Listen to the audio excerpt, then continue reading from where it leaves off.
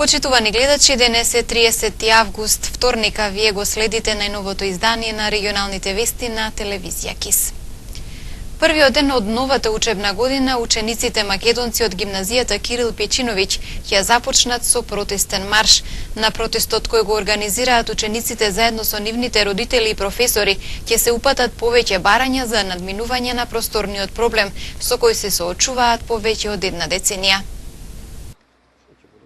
Тетовските гимназијалци кои следат настава на македонски јазик новата учебна година ќе започнат со протестен марш од дворот на Работничкиот универзитет до зградата на општина Тетово. Маршот каде ќе учествуваат и професорите, родителите на учениците е организиран поради игнорантскиот однос на надлежните по врска со нерешавањето на просторниот проблем со учениците македонци од Тетовската гимназија. На протестот ќе се упатат неколку барања до властите. Ако не се добие позитивен одговор, ќе следува бојкот на наставата. Бараме од надлежните писмена изјава со временска рамка за изградба на ветениот објект за учениците македонци во склоп на постоечкиот објект на гимназијата Кирил Печиновиќ. Привремено решение со нормални услови за одвивање на наставата во Тетовската гимназија, но никако како алтернатива не ги прифаќаме просториите на Работничкиот универзитет, потврда за необработување на изгубените денови од бојкотот. Ако на ова барање не наидеме на позитивен одговор, најавуваме целосен бојкот на наставата, стои во заедничкото писмо на родителите и професорите на учениците. Директорот на Тетовската гимназија Намик Кемал Мустаф изјави дека е запознаен со протестниот марш, но решението за проблемот според него треба да се бара во Министерството за образование и општина Тетово. Двете институции се обидоа да изградат нов објект во склоп на постоечката гимназија, но поради урбанистички пречки проектот не успеа, рече Мустафа. Го предложивме тој проект. Тоа беше одбиено од страна на Министерство, бидејќи е надмината. Градежната парцела е надмината во квадратура. Ти од Министерство на тоа така не одговорија. Кој Министерство? Министерство за образование. Дека сме ја надминале и немаме право на град. За протестниот марш и евентуалниот бојкот на наставата не добивме никаков коментар ниту од локалната власт, ниту од Министерството за образование. Учениците македонци од гимназијата Кирил Печиновиќ во Тетово повеќе од една година учат во објектите на Работничкиот универзитет и основното училиште Гоце Делчев, каде нема соодветни услови за одвивање на настава. Во овие два објекти се префрлени поради лошите услови во старите медицински бараки, каде средношколците подолг период следеа настава, а за време на одморите често пати се случува и меѓуетнички инциденти. Инаку во Тетовската гимназија, настава на македонски јазик следат околу 250 ученици. И понатаму е огромен интересот на родителите нивното дете да посетува градинка. Оваа година запишани се 890 деца. Приоритет ќе имаат тие со целодневен престој. И оваа година интересот за престој во градинка на децата од предучилишна возраст е зголемен. 890 е бројката на запишани деца во сите објекти и во центрите за ран детски развој на јавната установа Детска градинка Младост од Тетово. Повторно ќе има листа на чекање, со оглед на тоа што нивниот капацитет е околу 790 деца. Приемот ќе се врши по одредени критериуми. И оваа година, како и минативе години, имаме зголемено барање за упис на деца во градинката. Максимално гледаме да можеме да ги примиме свите деца, бидејќи тоа го осеќаме како да е наша обврска, да бидат запишани во градинка. Во моментот имаме некаде 890 деца запишани во градинка, во свите објекти збориме и во центрите за ран детски развој. Значи, капацитетот на свите градинки и свите објекти, рачунајќи ги центрите за ран детски развој, се негдека околу 790. Бројот на деца кои се примени во градинка ни остава место, бидејќи знаеме дека во градинка децата не идат секојдневно и мислиме дека никогаш не го надмашуваме бројот на децата. Рачунајќи дека родителите кои им бараат целодневен престој во градинката се тие кои највише им треба престојот и изгрижувањето во нашата установа, тоа ни е првиот дел каде што сме го ставиле како критериум. Што не значи дека нема да бидат примени децата со полудневен престој, Најдоцна до 1 септември родителите кои ги запишале своите деца во градинка треба да дојдат во управата и да потпишат договор. Како и досега, цената за целодневен престој на децата во градинка за еден месец ќе чини 1490 денари, додека за полудневен престој 806 денари. Сметката за градинка од оваа година ќе се плаќа за тековниот месец. Родителите ќе бидат обврзани секој месец да исплаќаат долгот кон градинката. Во случај да не го исплатат, градинката има право да даде опомена писмена до родителот и ако родителот и со писмената опомена не ја уплати сумата на градинката, тогаш еднострано градинката има право да раскине договор со родител, да го даде на извршител и на место на тоа дете да се прими друго дете. Инаку летниот период раководството на оваа установа го искористи за подобрување на условите во дел од објектите. Оваа година одредивме, бидејќи се менјаваше кровот во стара градинка, установено беше дека тука треба да има варосување, бидејќи нормално шум сме имале проблеми со кровот, така што после тоа следат и другите работи. Тука имаме во стара градинка се направи варосување на целиот објект и санирање на санитарните чворови, значи санитаријата во градинката, која што се изврши од сопствените средства на градинката, а додека тука работеја работниците кои се во склоп на нашата градинка. Значи во Тетекс 2 имавме реконструкција или менјавање на дограмата, каде што целиот објект Тетекс 2 веќе е со ПВЦ прозори и балконски врати, исто така и во пералната на установата и во кујната која се употребува за социјално згрижените лица. До нова година рачунаме да се работа и во другите градинки, како што е Поток градинката, каде што имаме уште стара дограма кај нив. Од 1 септември воспитувачките во градинките ќе водат електронски дневник, во кој ќе ги забележуваат сите активности во текот на денот. Покрај квалитетот на воспитно-образовниот процес, приоритети оваа година ќе биде здравата исхрана на децата. Општина Гостивар и јавното претпријатие за зеленило денес го промовираа уредувањето на зелениот простор во населбата Малјарди, каде е поставен и посебен систем за наводнување. Зелените површини во гостиварската населба Малјарди се разубавени со неколку декоративни оази со украсни камења и дрвца. За одржување и освежување на зеленилото поставен е посебен систем за наводнување. Уредувањето на просторот е активност која ја спроведе јавното претпријатие за зеленило и паркиралишта, со пари обезбедени од локалната самоуправа на Гостивар во висина од над 15.000 евра.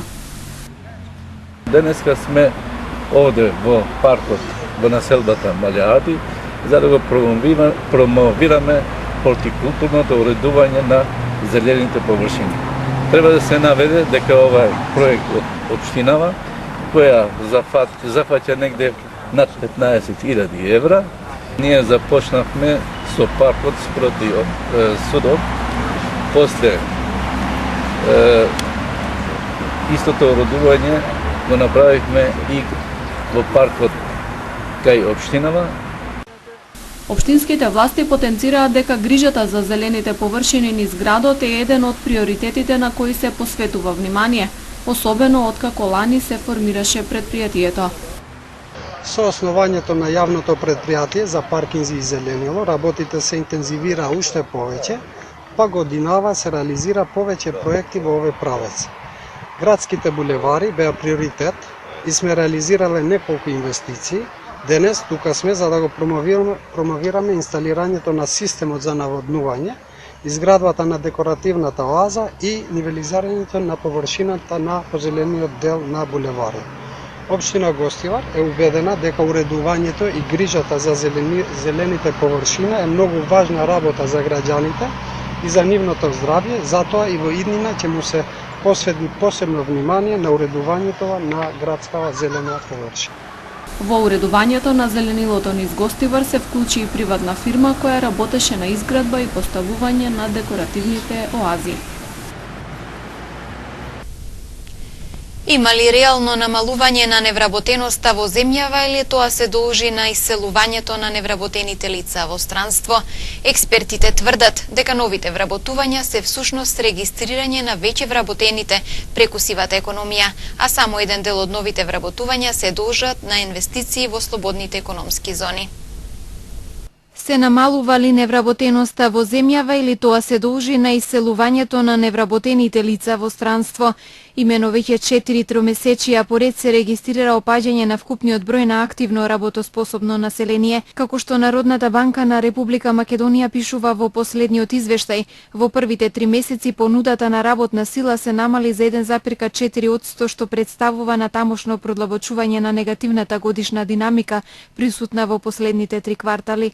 Експертите сметаат дека намалувањето на невработеноста главно се должи на иселувањето, особено на младите лица. Сметам дека одливот на работоспособно население има удел врз вкупната состојба на пазарот со работна сила, а со тоа и врз стапката на работоспособното население, која е основа за пресметка на вработеноста и невработеноста. Имено доколку стапката на работоспособно население се намалува, тогаш се намалува и основата за пресметка за вредностите за невработеноста и вработеноста. Смета професорот Ванчо Узунов. Граѓаните потврдуваат дека работа нема, па се принудени да ја напуштат земјава и среќата да ја побараат во друга држава. Младите се гледат и тие на улица седат. Каде? Тие едва чекаат да бидеме примени, да речем, во таа Европска унија, што ќе тешко биде. Они никаде. Нема кај да се запосли. Они седа. Едва чекаат искочат надвор да заминат државата.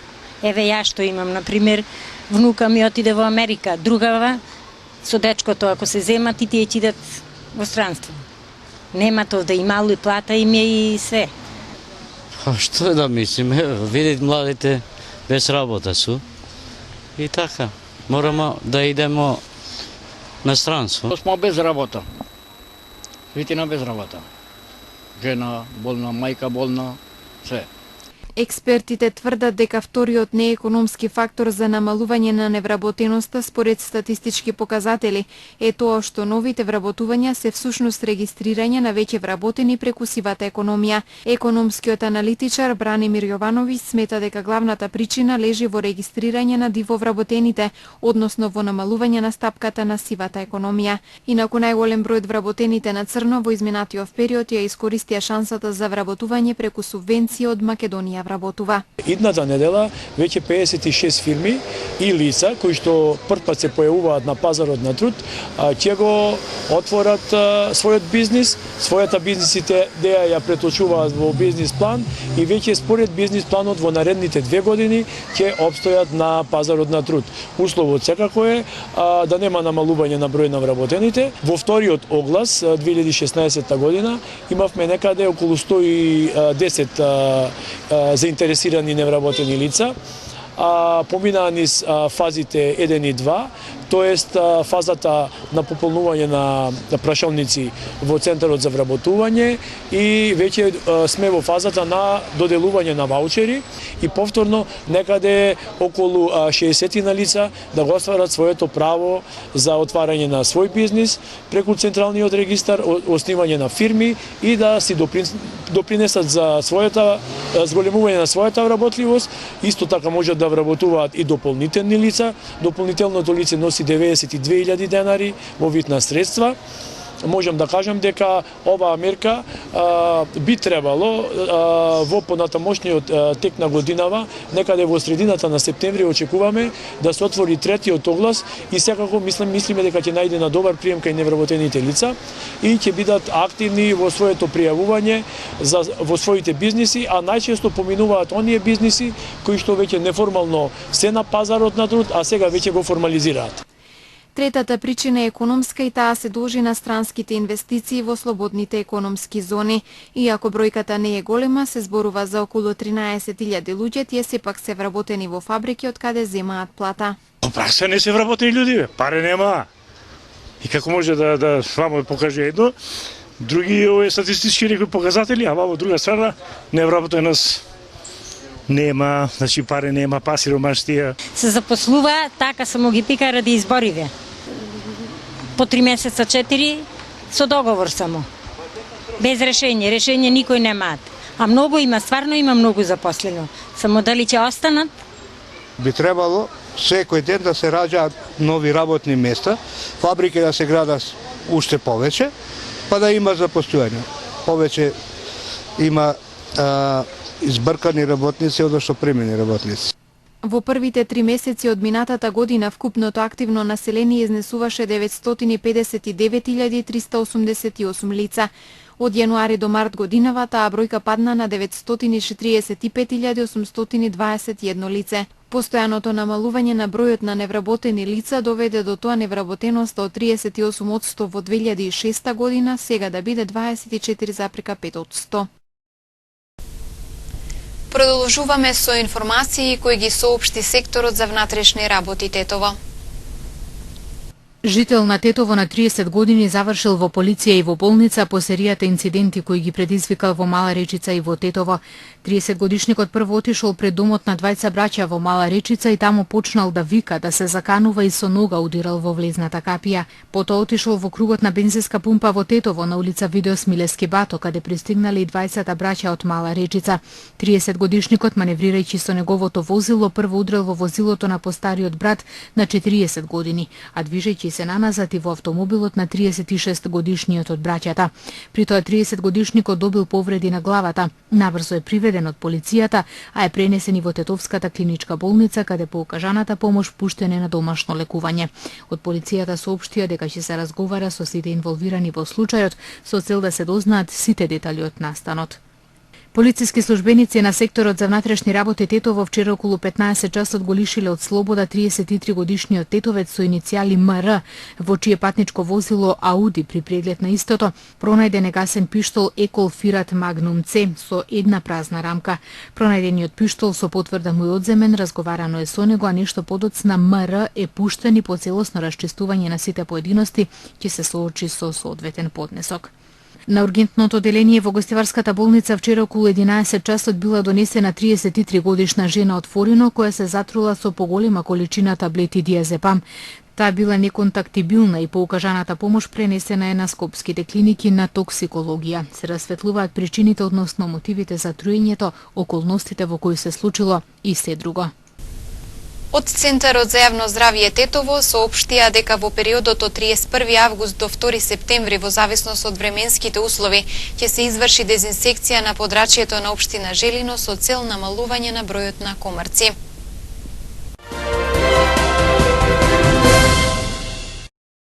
Околу 6500 бегалци се спасени во една од најголемите операции што вчера беше спроведена до Шлибискиот брег на Средоземното море. Мигрантите главно се од Еритреја и Сомалија.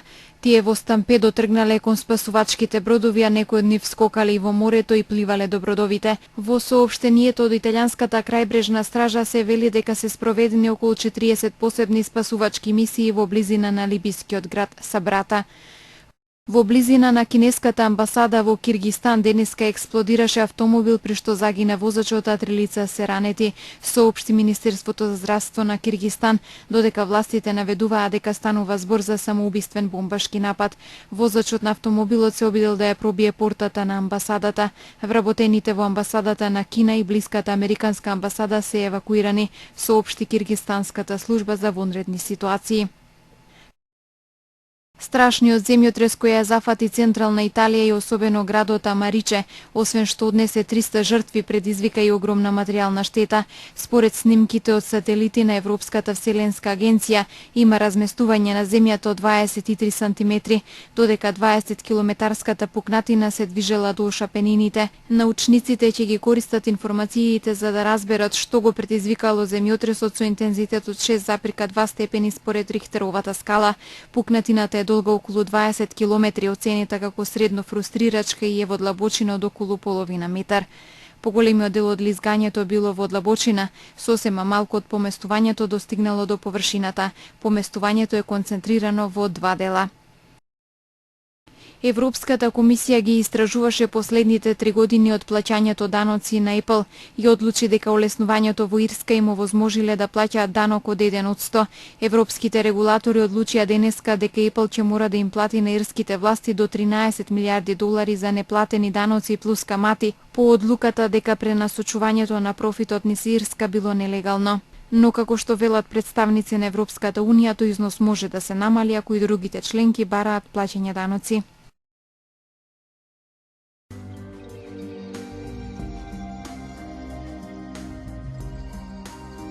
Денеска имавме сончево време со мала до умерена облачност, дуваше слаб до умерен северен ветер. Утринската температура се движеше од 12 до 20 степени, а дневната од 29 до 35 степени. УВ индексот изнесуваше 8.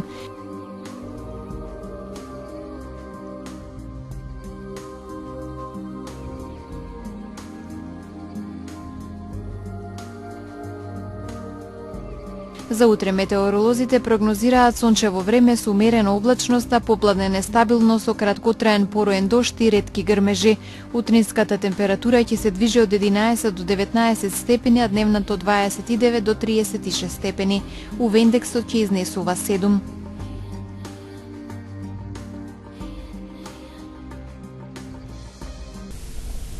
Тоа беше се за денешното издание на регионалните вести. Во продолжение следува репортажа од празнувањето на празникот Илинден во Луковица.